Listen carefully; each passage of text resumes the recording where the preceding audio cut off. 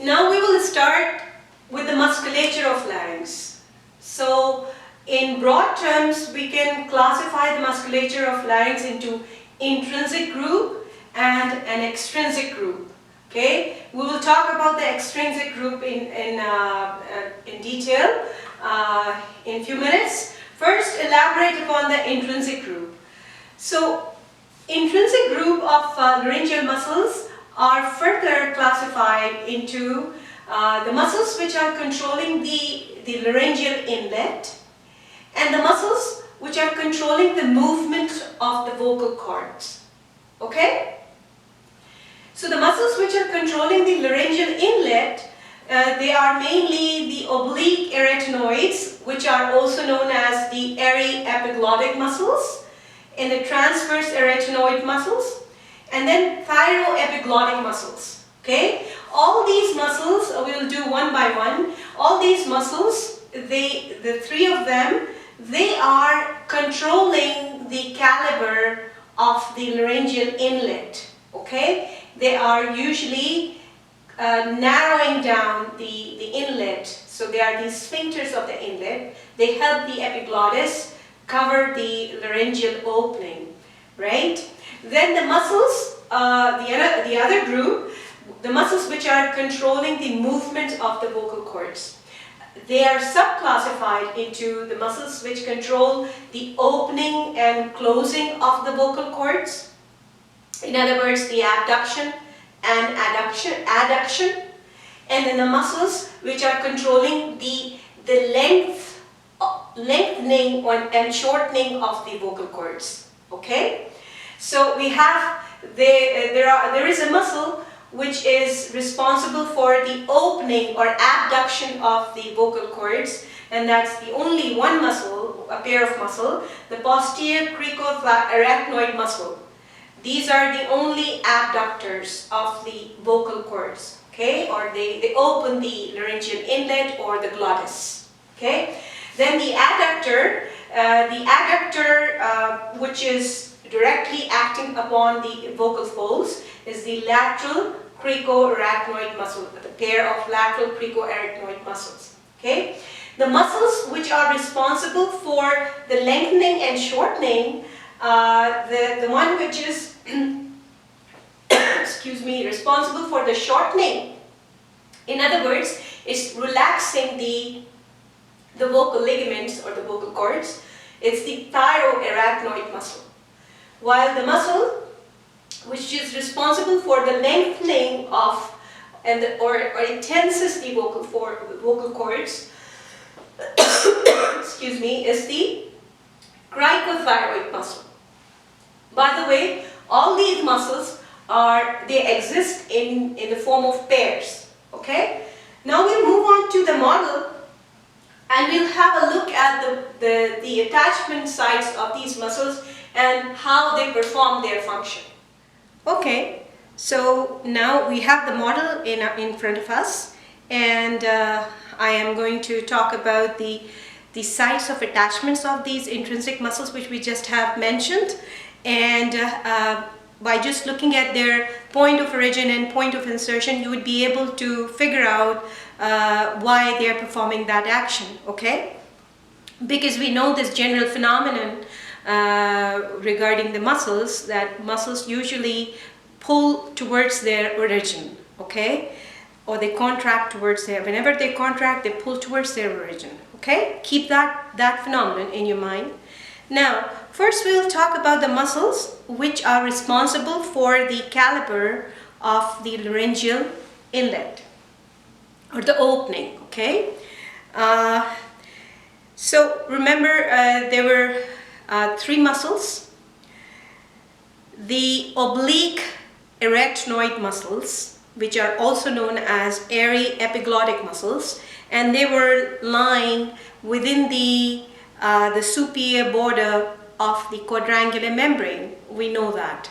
Okay. The interesting thing about the oblique arachnoid muscles is why they are known as oblique, because they look like oblique.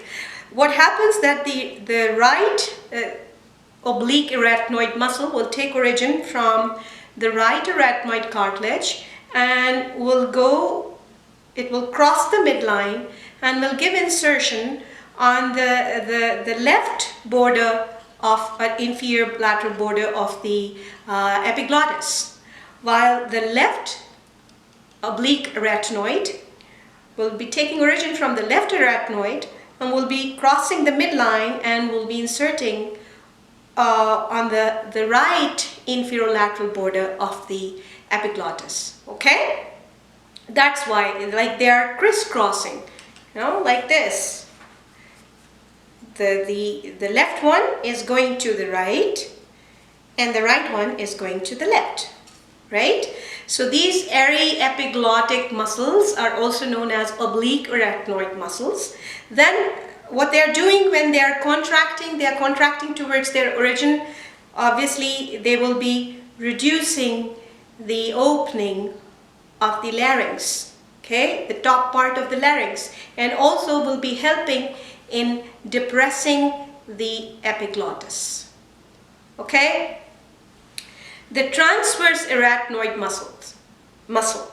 These are the transversely running fibers. They are present between the two arachnoid cartilages. What they will be doing, they will be acting along with the oblique arachnoids, and they will be, you know, pulling the medial aspects of the two arachnoids into the midline. Okay, and it all together, the combined action of the oblique arachnoids and the transverse arachnoids would be the narrowing down of the laryngeal inlet. Okay, what about the thyroepiglottic? The thyroepiglottic muscle, these are the two thyroid laminae, the inside of the thyroid laminae.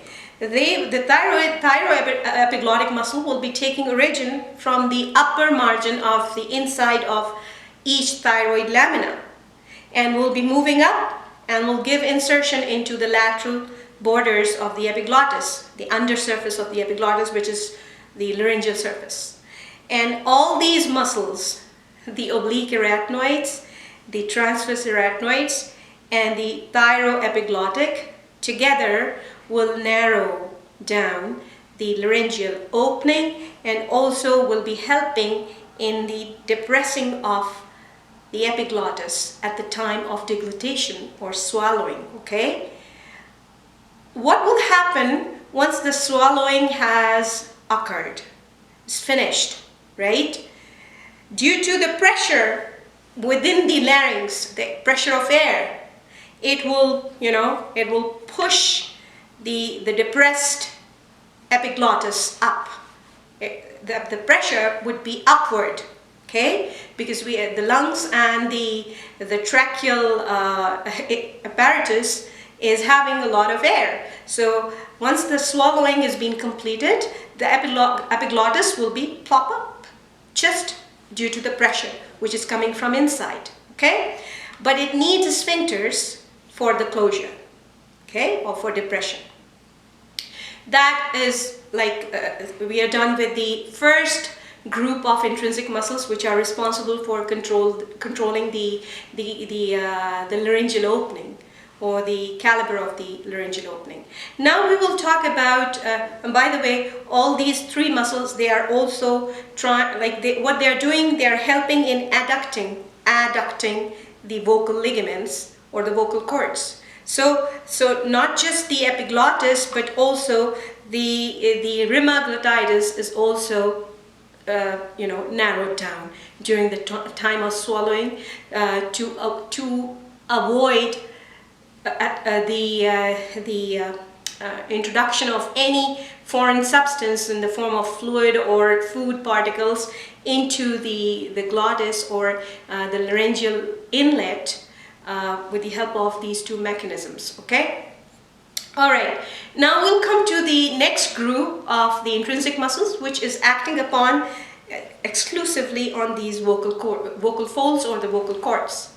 So we have the muscles which will be helping in the opening and closure of the glottis, and the muscles which will be helping in the lengthening and shortening of the vocal ligaments or cords. First, we'll talk about the opening and closing muscles. So the only opening muscle or the abductor of the larynx or the vocal ligaments is the posterior cricoarytenoid muscle. So we have a pair of them, the muscle. The muscle, it's like taking origin from the posterior lamina of the cricoid cartilage in an oblique fashion, and will be giving insertion over the muscular process of the arachnoid cartilage. Taking origin on either side, taking origin from the back or the posterior surface of the cricoid lamina in an oblique fashion. These muscle fibers will be giving insertion over the muscular process of the arachnoid cartilage. Okay? Now imagine that direction, and we know that the muscles, when they will contract, they will contract towards their origin. So what will happen? They are going to pull the arachnoid, the muscular process. Now look at this. They will be pulling the arachnoid muscular process towards their origin, right? I'm doing it on one side, and you can see the vocal cords are abducting. Okay, it will be happening on both sides. So the glottis or rima glottitis will be broadened up. Okay. The only abductors of the vocal cords are the posterior cricoarytenoid muscles. Okay? To oppose this action of abduction, we have a pair of lateral cricoarytenoid muscles. Okay? So this is the lateral aspect of the cricoid cartilage. This is the anterior arch and the lateral aspect, the posterior lamina. Okay? So the lateral cricoarytenoid muscle, the pair, is taking origin from the lateral aspect and will be giving insertion again to the muscular process of the arachnoid cartilage. Okay? Now you can imagine the muscle, when it will be contracting, it will be pulling the arachnoid cartilage towards its point of origin, towards the point of origin of that muscle. So what will happen? The arachnoids will be moving on both sides, right? So in this way, there would be closure, adduction of the vocal cords, right? Posterior cricoarytenoids will be pulling the arachnoids apart, and they will be separating. So there would be abduction or the opening of the rima glottitis. The lateral cricoarytenoids will be pulling the arachnoids forward, so that will lead to closure or adduction of the vocal cords. Okay? Now what about the length of the vocal cords? So this opening and closing, the abduction and adduction, is really very important during the phase of our respiration, right? So inspiration and expiration requires the opening and slight closure of our vocal cords or the rima glottitis. But what about the production of voice? During phonation, we need our vocal cords to be sometimes to be relaxed, sometimes to be very tense. So for high pitch sounds, the vocal cords, they get tense, so they get lengthened. They increase in length, right? For the low pitch sounds, the vocal cords, they get shortened and they get relaxed.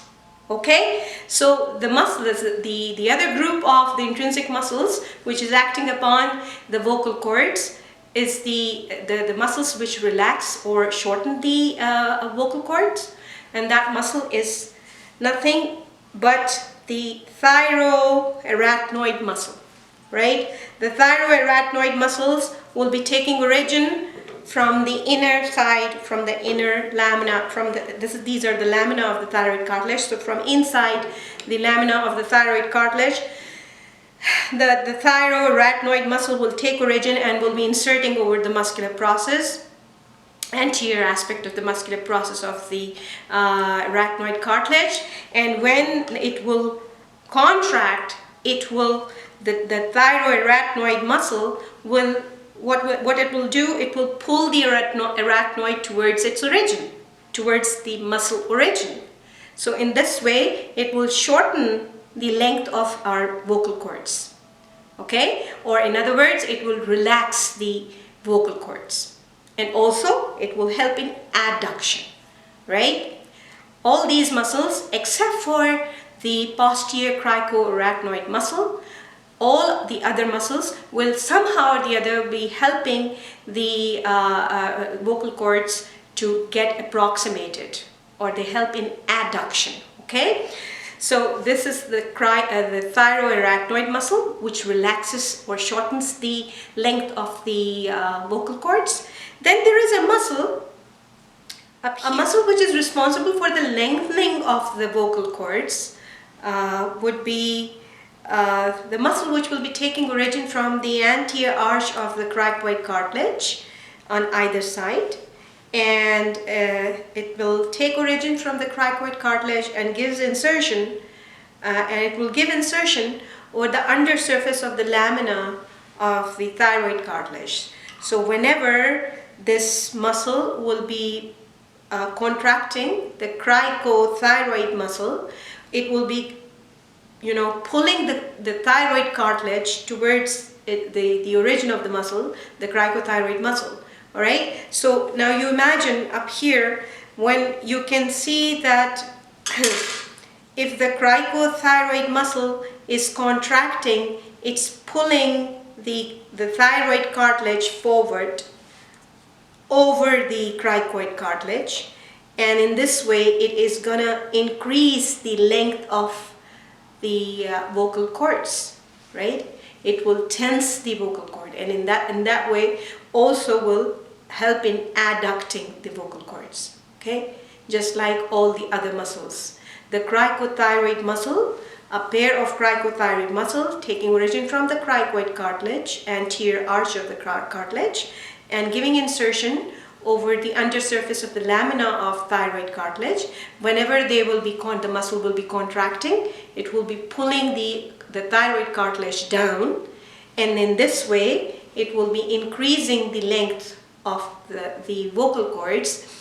Just like that happens when we try to speak out loud, or during singing the high-pitched notes, we would be needing the tension in the vocal ligaments or vocal cords. Okay, one muscle that hasn't been mentioned in the list is Vocalist muscle.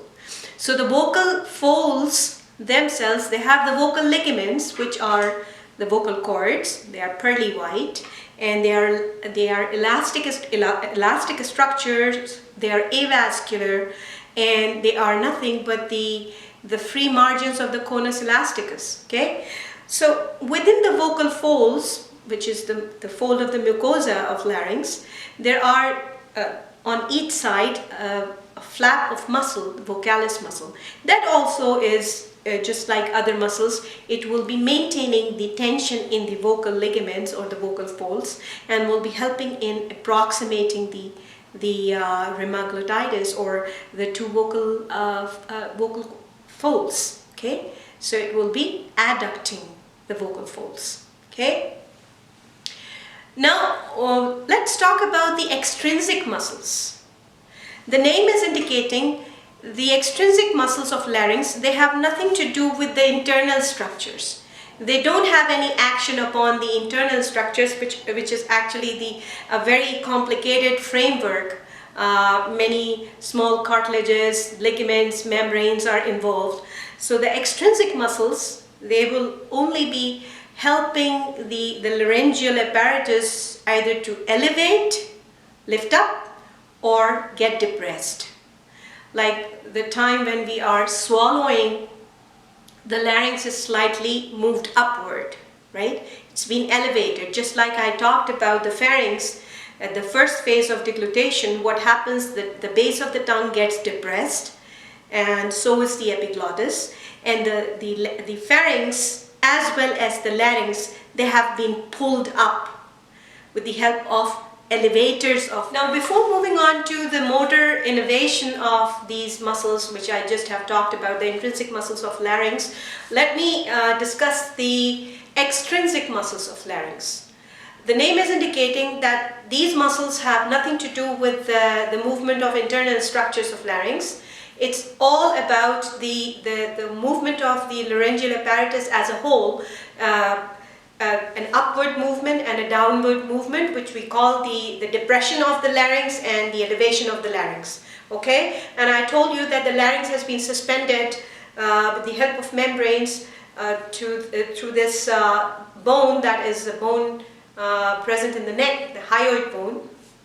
And on top of the hyoid bone is the mandible or the lower jaw. Okay, not just on top, but there is a a group of muscles present which are connecting the base of the mandible or lower jaw with the hyoid bone. So those muscles are known as the suprahyoid muscles. Okay, these suprahyoid muscles, they basically are helping in lifting up the larynx, the laryngeal apparatus. Okay, so they are the elevators of larynx. There are multiple suprahyoid muscles like mylohyoid, geniohyoid, and many others. They are participating in the formation of the floor of mouth. So in the first phase of deglutition or swallowing, these muscles, they lift up the pharynx, pharynx as well as larynx, and they are known as the elevators.